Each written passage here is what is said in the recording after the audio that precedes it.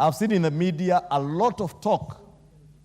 And you know the other day, Honorable Speaker, when I spoke about somebody being financially illiterate in some vernacular station, they took offense.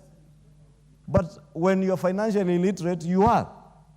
And I said I'm also illiterate in some aspects. For instance, I'm broadcast illiterate. So I will not seek to broadcast anything in a studio because I don't know how to do it. But I am very financially literate. And Honorable Speaker, I have heard many people speak how government is selling off assets. Honorable Speaker, ignorantly, people are not looking at the Privatization Act, which we passed here as a privatization bill only, I think, about 3 or 4 months ago.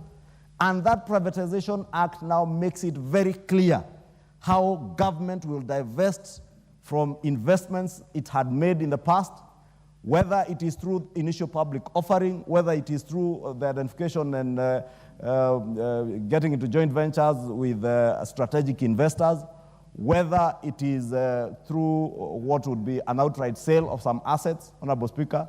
And there's a lot of propaganda out there. I have heard them saying, oh, KICC is being sold.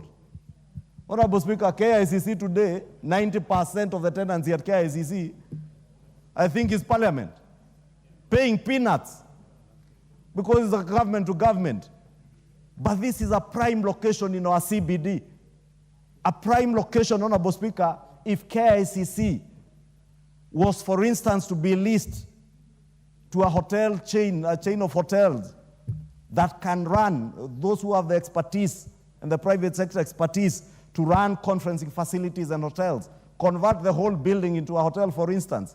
You can imagine the amount of money government would be able to generate rather than wait for myself and yourself, Honorable Speaker, to get small corner offices there and Parliament pays peanuts, or government ministries who never pay because it's government to government.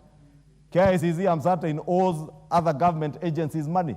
They owe parking fees. I've seen City Council of Nairobi claiming parking fees from them.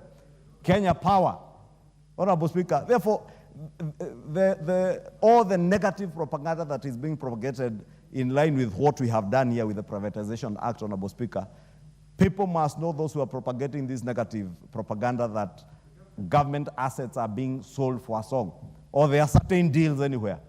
The law we passed is very clear on the process of divestiture, how you identify what assets government will divest from, how you will divest, whether it's through initial public offering, like was done with Safaricom or Kengen, Honorable Speaker, in the years gone, or whether it is through the input of a strategic investor, or whether it is leasing, like we said with the sugar companies in Western Kenya and parts of Nyanza, and elsewhere, Honorable Speaker, that you will lease, you will not sell off those assets, Honorable Speaker,